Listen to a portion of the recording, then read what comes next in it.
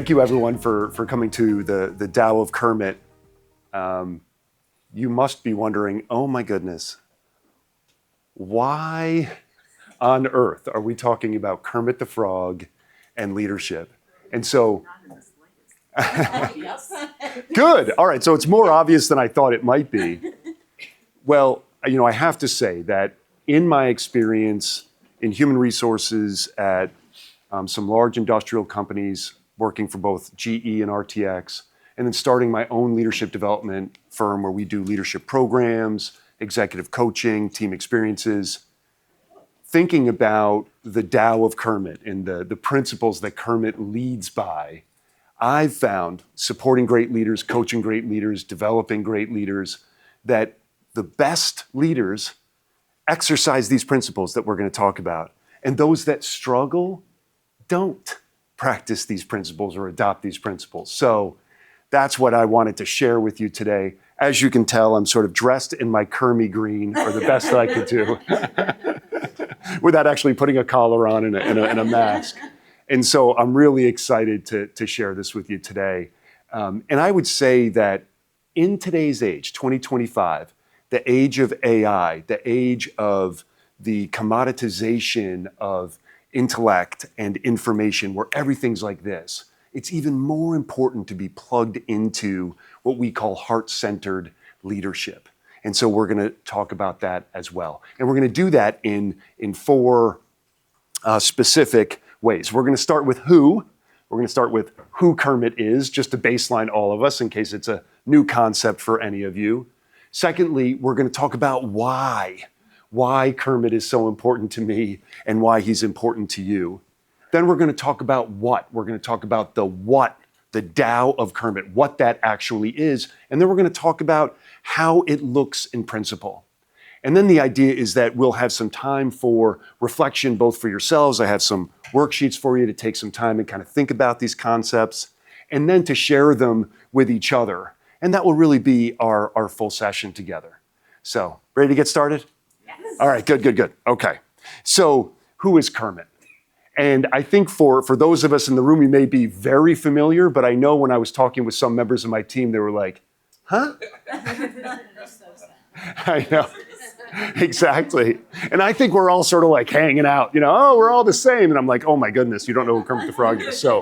So Kermit first emerges in 1955, part of a puppet short that Jim and Jane Henson did at a local station in Washington, D.C., called Sam and Friends.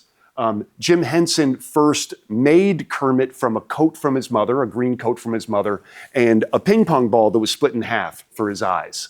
So that was Kermit in 1955. 1969, he becomes a member of Sesame Street, and does mostly man on the street interviews as part of Sesame Street. And so that's Kermit with Sesame Street. And then, of course, he really gets his fame going with The Muppet Show, which ran from 1976 to 1981. And this is where Kermit really emerges as sort of the leader of the zany crew that are the Muppets. Fast forward all the way to 2002, he gets his Hollywood star on the Walk of Fame. And of course, between 76 and 2002, a multitude of movies, features, Muppet Babies, et cetera, et cetera.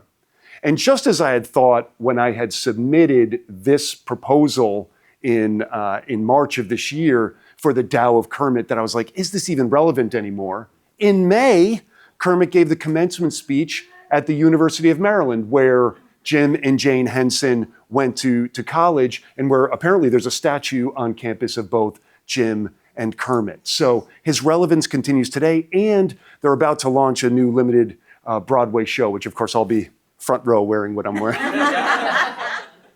But that's Kermit and Kermit the Frog. It looks like people in the room know who he is. So I didn't feel I had the need to go sort of so much more. So that's who Kermit is. So why Kermit?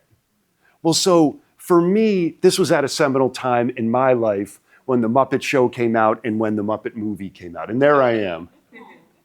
I didn't change the color to be green and with hair. That's right. That was me. Actually, in Vermont. So there you go. One of the few pictures of me in Vermont. But when I saw the Muppet movie, it really was sort of love at first sight for me, because I was probably 3 feet tall. I didn't have a great opportunity to sit in front of movie executives or show producers or all the famous people and big important adults that Kermit engaged with in the Muppet movie. And yet he did so with complete comfort for who he was, even though he had to hop up on a large stool, even though he wasn't human, even though he wasn't wearing clothes. Kermit was still fine advocating for the Muppets and getting the crew together for their own show. And seriously, as I've thought so much about this presentation this morning, it really was the roots of what I considered to be adult leadership. And that's where it started. So why Kermit for all of us? Well, in his 70 years, 13 presidents, 6+ wars, armed conflicts, the ongoing war on terror, right? And 3 separate ages of computers, right? Personal computer, World Wide Web, and AI.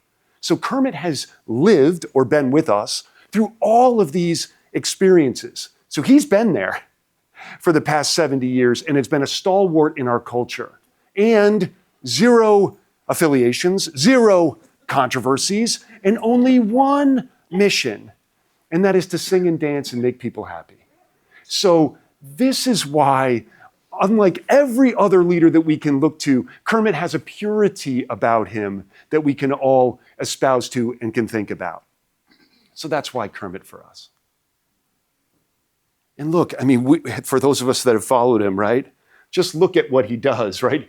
He navigates impossible personalities, and we'll get into some of those in a moment. High-stake performances. He's constantly getting great stars on his show and never seems to be concerned that, Gonzo's cannon might not function or whatever it might be. And constant uncertainty. And he still remains centered, and he keeps his heart, which of course is also, you can see there's a heart here in his mouth. Does that sound familiar to what your roles are like as talent development professionals? Got some of those impossible personalities? Yeah, and constant chaos. And at the end of the day, you still have to, despite all that chaos, ensure that the show must go on, that you're still advocating for the best talent in your organizations, that you're still finding those hidden figures, those hidden gems that you can highlight in the next talent review, and that you can offer a new opportunity to. So very similarly, Kermit's leadership style applies to you in your roles. Okay, so what is the Tao of Kermit? Well, first of all, thanks to my team who's like, what's a Tao? I said, maybe I should tell people what it is, right? So, well, here you go with a sort of a fancy, definition of what it is. It's really the essence of someone, right? So 3 elements, an essence of who someone or some frog is, right? As shown by how they act, with authenticity and mastery of what? Of the essence itself. When you look at Kermit, Kermit is not a master of the drums. He's not a master of the news. He's not a master of cooking or of whatever the heck goes on with Bunsen, Honeydew, and Beaker. What he is he is the master of knowing himself and the essence of himself. And it starts with that. So that is really what I'm talking about when I talk about the Tao of Kermit. It is his very essence and how connected he is to himself and what he does best in order to help bring it out in others. So here is really kind of the meat of this Tao, these 2 core principles. In warning, there will be the word love in here. You have to know and love you first. That's the first principle of the Tao of Kermit. And there are 3 sub-elements to this Tao. Purpose, we're going to talk about personal purpose. Secondly, psychological safety. Big buzzword, we all hear it, we use it several times a day. We're going to break down the definition of psychological safety. But the amazing thing about Kermit is it starts with him. He feels psychologically safe with himself first. Is there a better way to try to exhibit that and spread that across your team than starting with you? I'm submitting no. And then practicing emotional intelligence. Big buzzword, we're always talking about EQ, EQ, EQ, EQ. But it is something that we can practice. And there are ways that we can do so to be more aware, to help ourselves and help others. So know and love you first. Once you settle within that self-leadership, that leadership of self, you can move on to the second core principle, which is act as you, as the true self that you are. And it is a 1-2. You have to know and love you first, and then move on to acting as the true you. And there are 3 sub-elements to this as well. And Kermit espoused these actually in his commencement speech to the University of Maryland. Find your people. Take the leap. Of course, he has to give a frog reference, right? And then make and keep connections. Rainbow connections, right? So what does know and love you first look like? First is purpose. And there's a wonderful course that I took, on my own professional journey through a purpose company. It's called Purpose Mastery with Brian and Gab Boucher, and literally took an 8-week period, almost 8 hours a day, and thought about, studied, worked through all of the information on what my purpose is.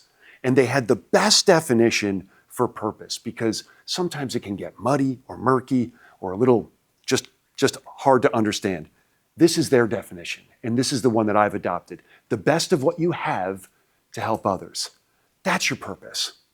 The best of what you have. Naturally, the guy in the green shirt with the little trucks, whatever I was when I was 3 or 4 years old, and also nurturally, right? What experiences we've gained, our academic backgrounds, where we've worked, who we've worked with, everything we've put in our toolkit. That's the best of what we have. And then our collective purpose, our individual purpose, is to then use that to hand out and help others. So the very simple definition is, what's the best of what we have to help others? For Kermit, the best of what he has is to bring joy to others through entertainment. That's his purpose. My purpose is to try to help others achieve their full potential, organizations and individuals. Those are simple statements, but layered all the way through my natural and nurtural inclinations and experiences. So the first thing you need to know and love yourself first is to know your purpose. And we'll talk about this, because that truly will be your North Star. That's the lens that you're going to see things through. So when we think about Kermit and the expression of his purpose, there's nothing better than the lyrics of Being Green. And here they are. It's not easy being green. It seems you blend in with so many other ordinary things, because green is a color we see all the time, right? If we look outside, there's tons of green. And Kermit felt that. He felt like, well, I'm just like pretty much everything else. In fact, if you see any time that he's in the swamp or somewhere, you almost can't see him because he's blending in with the background. And so there's kind of a longing here. But look at what he says. It's the color of spring. It can be cool, friendly, big, important, tall. None of the things that Kermit is. But being green, he says, I can be all of these things because of who I am. And then he says to himself, hey, when this is all there is I can be, maybe I should wonder why, But why wonder? I'm green, and it'll do fine. It's beautiful, and it's what I want to be. Ray Charles sang this, you can, of course, I've gone down the rabbit hole of Kermit. Can you tell? And I'm telling you, there are these fantastic performances of Being Green, obviously on YouTube. And, there's one from Ray Charles that is just like mind-blowing, the way that he interprets this on his own and thinks about his own greenness. And this was 21 years after Being Green was written and first produced. And so that greenness is so important to everyone. Just as I was preparing this, I was lying down at the end of a Tao of Kermit day, and I was like, is this going to resonate with the people at the New England ATD conference? And I was listening at the time to a podcast called The Telepathy Tapes. If anyone has heard of the Telepathy Tapes or is listening, and you almost like can't stop listening, and then you realize you have to do the Tao of Kermit at New England ATD. No, okay. I'll calm down. The telepathy tapes are about children with autism having special abilities, and without getting too far into it. But primarily they're focused on nonverbal autistic individuals. And one particular girl was struggling with communicating, and they were helping her to be able to type out what she's thinking. And of course, previously, that population had been dismissed as not being bright or specially gifted. And what she was listening to and shared with her parents was she was listening to Be in Green over and over and over again. And I can't help but think that these words, her being okay with who she is and loving it, not just being okay with it, but truly loving her greenness. And this was last week, or at least I listened to it last week, I think it was a 2024 episode, means that it does continue to resonate. So this is how Kermit emerges in the Muppet Show, in the Muppet movie, et cetera, et cetera. He emerges with this purpose and with this sense of self that's so special. And what I would just submit to all of you is that you think about how this can apply to you. And why do I say this? Because we, in talent development, you're the green one in the room. You're oftentimes sitting with a bunch of your clients or leaders that are they make the talent development joke, they make well, you're gonna tell us this, or oh, what are we gonna do now? And so you're the one that individually has to be so comfortable in your greenness to be able to advocate for your position. And so that's what I would say in terms of purpose. So psychological safety, right? The best definition that we've explored at Connected Approach is this one, that an individual's expertise and perspectives aren't just welcome. Hey, they were in the room. They could have said something. I always let people say stuff. It's no big deal. I'm not ignoring anybody. No. If you have a psychologically safe team, everyone's perspectives and expertise are necessary for just the chance for the matter to achieve its optimal outcome. So if you do not get everyone's everything and everyone's uniqueness, you're not going to have the best possible outcome. The project at Google in 2014, 2015, that studied all of their different teams in which was the core element that made a team most successful, and it was this, that people felt like their expertise and perspectives were necessary for the chance to have an optimal outcome. Psychological safety. Well, Kermit starts with himself, feeling safe, psychologically safe with himself to walk into a big movie producer's office, even though he's hopping in and sitting up, or having the audacity to think that he could land big Hollywood stars to be in his shows and movies. He feels psychologically safe with himself. And then he is exuding that to the rest of the Muppets, such that they are able to feel psychologically safe. And Gonzo's thinking, all right, all I got to do is find my chicken, get in the cannon, and go. He's not thinking, what am I? I'm a little monster, right? He's thinking, all right, Kermit's got faith in me, let's go. So, that's psychological safety. Okay. Emotional intelligence. So, one of the mindset and philosophies that we work on at Connected Approach is PQ, which is positive intelligence, which is a program through Shirzad Shamin, a Stanford lecturer. And so, we talk about the 9 leadership saboteurs. And so as I was thinking about this program today and thinking about how to describe, the profiles that may exist, they actually fit pretty well with the Muppets. So profile 1. And then on the next slide, we'll see which Muppet this is. And if any of these start to resonate with you, try to pick your top 1 or 2 Muppet leadership profiles. So energetic and passionate, drives momentum with raw enthusiasm, could be some of you, could be some of your employees, but also can be reactive, unpredictable, and unfocused. Profile 2, very principled and structured, has high standards and order, but could become rigid, judgmental, or resistant to change.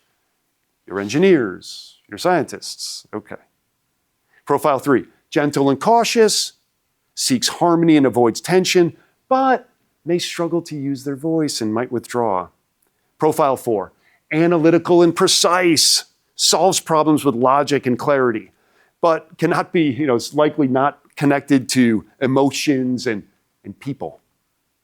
Profile 5, bold and daring, thrives on pushing limits and big wins, but could be a little needy, seeking validation, taking unnecessary risks.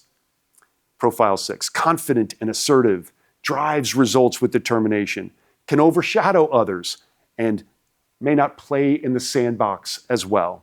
7, sharp, perceptive, quick to spot flaws, negative, overly critical, and discouraging. And profile 8, supportive, encouraging, someone who's a team builder, but may avoid difficult conversations and conflict. And then 9, calm and authentic, unites the team with wisdom, compassion, and heart. You might know who 9 is. So think about your 1 or 2 that remind you of you, because here we go.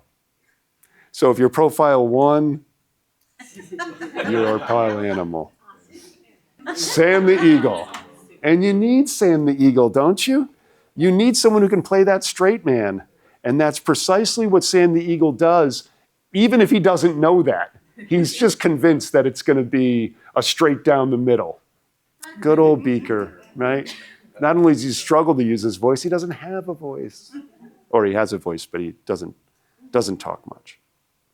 Bunsen Honeydew. He does all this despite the fact that he doesn't look like he has eyes. And then good old Gonzo. He goes for it, doesn't he? Yeah. And there she is, the star of the show. Yeah, Miss Piggy, right? Assertive, drives results, she gets it done, but might karate chop you in the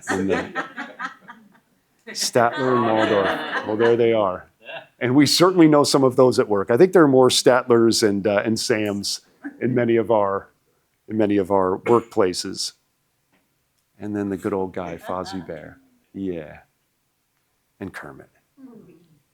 So the beauty of this is that while they all have their challenges, they all have a remarkable set of talents. And this is something that, as Kermit practices his own EQ, he is drawing out the best in them. And that's really a special thing, and we'll continue to talk about that. So does everyone feel like you have your Muppet profile? All right, we'll talk about that. Okay. So in terms of act as your true self, it is about finding your people. And I don't think there's a better quote from Kermit about talent development than this. And he's, of course, referencing Jim Henson. Jim could always see the spark in someone. He saw the potential. He saw what was unique in each person. And he taught Kermit, what is unique about you should always be shared. Jim believed that everyone had a place. He thought of that, and he made us believe it. My whole life, I've tried to appreciate people for exactly who they are. So I can't think of a summary of talent development that's almost more clearly this, because it's your role to see that spark and see that potential and to not only see what's unique, but also require that uniqueness to come out.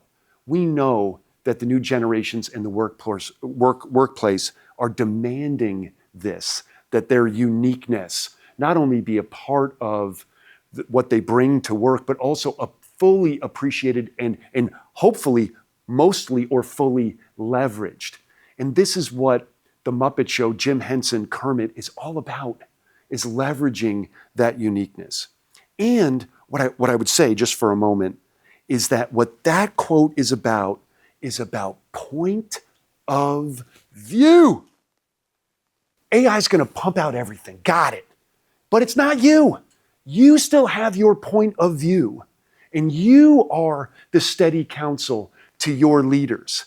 And so long as you maintain that quote for your leaders, for your own leadership and how you do your role, and also for the leaders that you support, there is no problem with you integrating AI, because you're going to consistently maintain your particular unique point of view.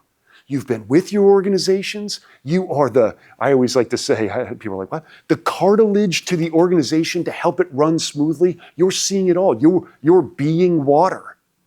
And as long as you feel completely safe, completely capable of bringing your point of view, you're going to continue to be the experts that matter so much to the talent in your organizations. So if you don't believe me that Kermit is really relying on the amazing qualities of the people he's working with, look at the crazies he works with, of course. Gonzo, right? Fozzie Bear is not funny. He's not funny, he's a hack. When things go wrong, he says waka waka and still no one laughs. Sometimes he has like fart shoes, but I mean, other than that, he's terrible. But Kermit looks at him and he loves him and it makes him laugh. And he's like, you wanna know what? We're putting Fozzie on next. Even though there's probably no great merit to putting Fozzie on. But Kermit sees that beauty that's within Fozzie. The chef can't see his human hands and he can't even cook. And he still puts him on. Animal, of course, we couldn't find Animal without a chain around his neck. But he knows if he can get him to the drum kit, it's gonna be amazing, right? Dr. Teeth and the Electric Mayhem. They're on drugs. They're on drugs. And he still doesn't care. They can get on there. She hurts people. She hurts people. She fought Dolly Parton. She fought Debbie Harry from Blondie, if people know who Debbie Harry is, right? She's violent. And yet there is an amazingness about her that Kermit never judges 3 minutes before showtime. He makes sure that Miss Piggy has everything she needs to be the beautiful performer that she is. Statler and Waldorf, who would want these people on your team, right? Who would want them on your team? But guess what happens? And guess what Kermit has the brilliance to know? If the sketch or the skit is horrible, it's horrible. They get no laughs. Statler and Waldorf are right there to get the laughs for them. So just think about the judges that we have in our life that we want to exit from our organizations that are like, oh goodness, they're going to judge everything we're doing and why we can't do it, or everything is a side compliment or a backhanded compliment. Well, Kermit keeps them front and center, is ready to have a spotlight on them, saying, no, we need them. They're going to be a part of the show and they're going to help the show. Amazing. And they don't even realize it probably. They're just like, hey, he lets us show up to make fun of him? Great. And then Sam the Eagle, of course, right? Sam the Eagle is just not funny at all. He's consistently himself, and yet the perfect straight man when he needs to be. You know, a Phil Hartman type of performer when he needs to be. So, yeah, Kermit's looking at how he can get the best out of this zany crew. Of course, he talks about taking the leap, right? He says, when you're going to jump, reach out to someone else. Take the leap side by side, because life is better when we leap together. So let's talk about some of those pillars of leaping, right? Pause before reacting. So this is that famous Viktor Frankl quote about recognizing the space between stimulus and response, right? Between stimulus and response, there is a space, right? No matter how small that space is. And in that space lies our power to choose. And in that choice lies our freedom. Paraphrased. But that's the father of positive psychology, talking about recognizing the space between stimulus and response, because there's so much stimulus coming at Kermit. And I remember watching the show when I was little, I'd get stressed out because it'd be 3 minutes to showtime, and there would be all this razzle-dazzle happening, and yet Kermit could maintain his calm because he saw this. There is a space, a magic space between stimulus and response. And he was choosing to remain calm. It was going to go off. We're talking about heart-centeredness, right? Modeling vulnerability. That's appropriate to the moment. You don't have to be so vulnerable that you're being walked over, but it's important to maintain vulnerability as you proceed forward. And we often see Kermit do that, right? Oftentimes, if he's having a robust argument with Miss Piggy's, he is being vulnerable and saying, hey, I'm trying to do this or to do that. He's curious, right? He doesn't have certainty as to what the heck is going to happen with Fozzie Bear or with Gonzo or with the band. He's just asking the questions. He doesn't make assumptions, and he's certainly not the expert. He just knows that he's the conductor. And he certainly leads from his purpose. Is this going to bring joy through entertainment? And if the answer is yes, they're going on stage. Okay. And here's how he leaps, right? He feels deeply, he's present, even though he's got to be uncomfortable, and he's responding from purpose and values and not fear. So we've talked about this scenario a little bit, right? She's throwing a tantrum. Gonzo's cannon is malfunctioned. Scooter, poor Scooter, the showrunner, he can't find the band, and it's 3 minutes to the opening curtain. And here's what Kermit does. We often see him, he'll take a breath. He'll acknowledge everyone's feelings. We talk about the importance of feelings at work, and the great work that Dr. Susan David has done, and the book regarding importance of emotions at work that she published in 2016. Shared mission. The show must go on. Whatever's going to happen, the show's going to go on. And he delegates based on strengths and what the others can do, and then he's present, encouraging. If we think about backstage 3 minutes before the Muppet Show, there's never a time where Kermit sort of like says to himself or says to the others out loud, this is going to be a mess. There's never a time that he thinks like, what am I doing? What are you doing? He just thinks, hey, keep it going. Stay in the flow. Stay in the flow. Last thing he needs is one of his performers flipping out. And yet in the C-suite, in the conference rooms that we work in, so often people are just throwing our Kermits are throwing their own tantrums. They got to respond this way with curiosity and from their values and in a way that is mission focused and capable of bringing everyone along. And that's what Kermit does. Okay, and then making connections, right? Stay connected to your dreams no matter how big, no matter how impossible. Dreams are how we figure out where we want to go, and life is how we get there. In the amazing making of the Rainbow Connection, the song that was written by Paul Williams and had a co-writer. Paul Williams talked about the fact that he had been selected by Jim Henson to write all the music for the Muppet movie, and that he was thrilled. And that as they started to collaborate with Jim Henson, he said, look, we know how important this is to you. You're going to have a movie about, right, socks. That's going to be a major motion picture. And so we're going to run all of our songs by you so that you know what we're up to, because this is a big deal, Jim.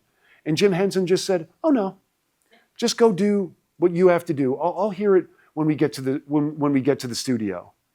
And what Paul Williams reflected on in an interview 5 years ago was that was Jim Henson's trust, once again, psychological safety in himself and who he had entrusted to write the music. He just said, no, go ahead.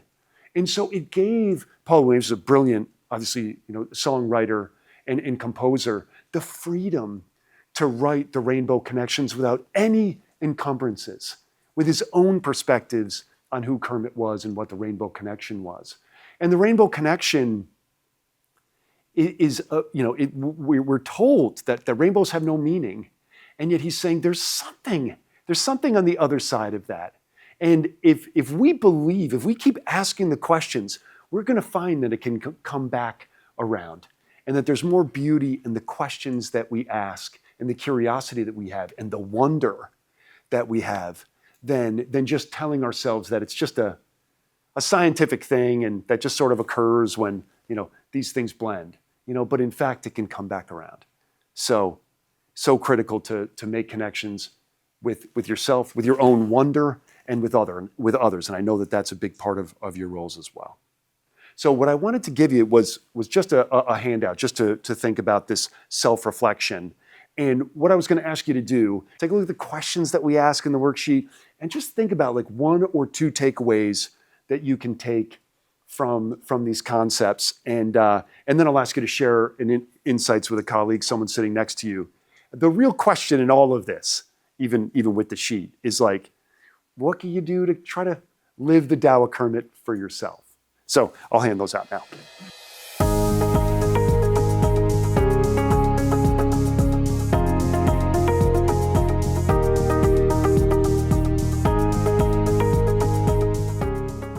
these are big questions that I'm asking on the worksheet. I mean, these are like lifelong questions. So please keep them with you.